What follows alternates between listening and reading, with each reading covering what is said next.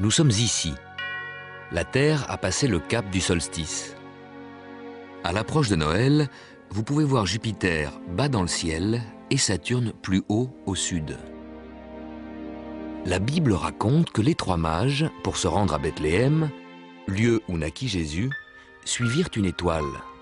Peut-être s'agissait-il d'une conjonction Jupiter-Saturne.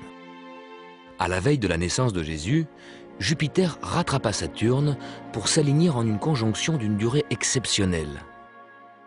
Au mois de mai de l'an 7 avant Jésus-Christ, la Terre était ici, en alignement avec Jupiter et Saturne. Pendant 8 mois, la Terre, Jupiter et Saturne restaient alignés. Jupiter et Saturne, pendant tout ce temps, apparaissaient donc en conjonction. Début décembre, Mars s'approchait de cet alignement. Et voici ce qu'on voyait de l'ancienne Babylone, où l'astronomie était déjà très développée.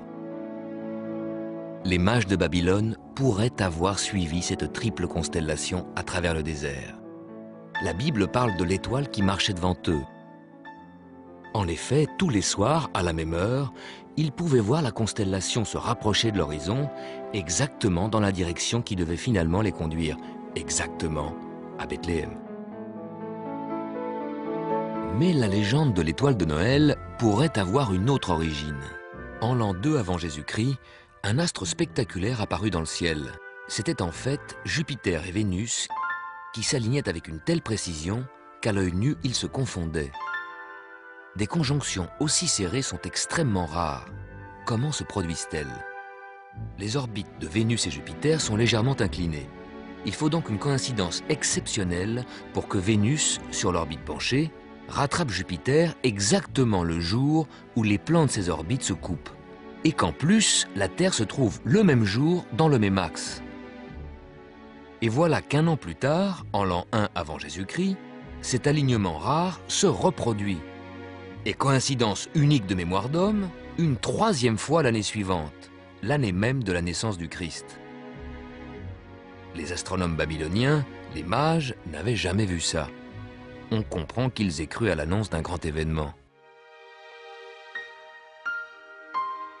Les soirs qui suivirent cette superconjonction, Jupiter alla s'aligner avec Mercure en une conjonction rare et lumineuse.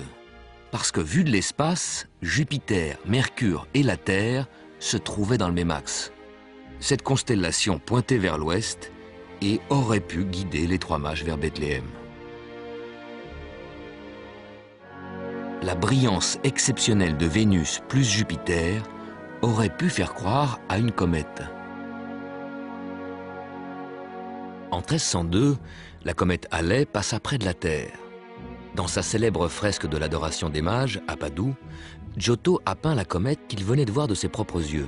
Depuis, l'étoile de Noël qui conduisit les mages vers Bethléem est souvent représentée comme une comète.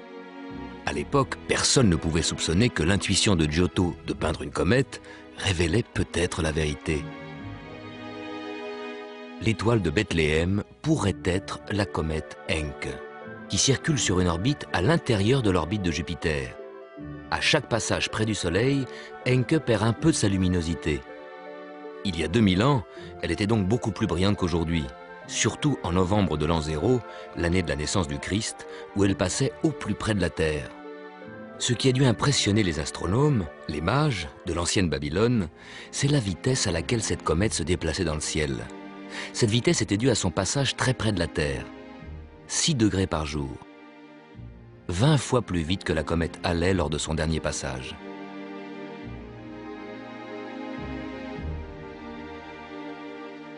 Chaque soir, les mages voyaient la comète une largeur de main plus au sud-ouest, dans la direction qu'il faut prendre de Babylone vers Bethléem.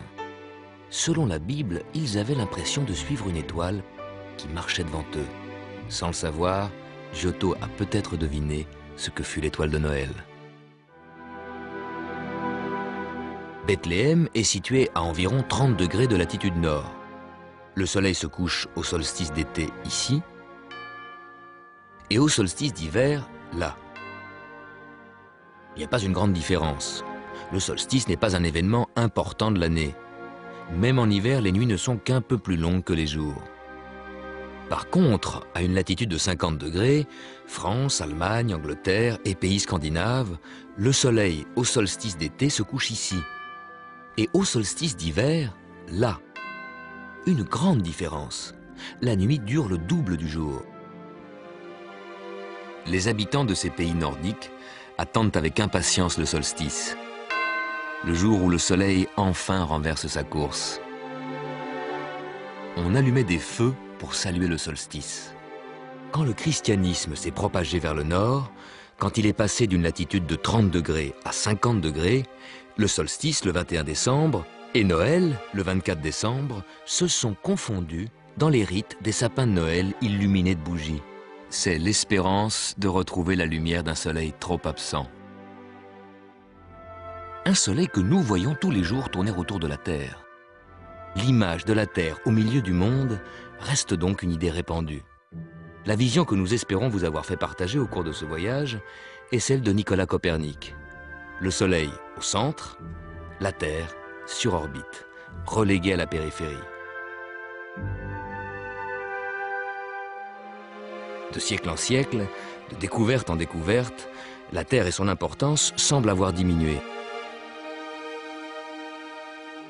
Où sommes-nous dans la galaxie et dans l'expansion de l'univers? Toutes les galaxies s'éloignent les unes des autres, comme une foule qui se disperse. Nous sommes dans la foule. Perdus?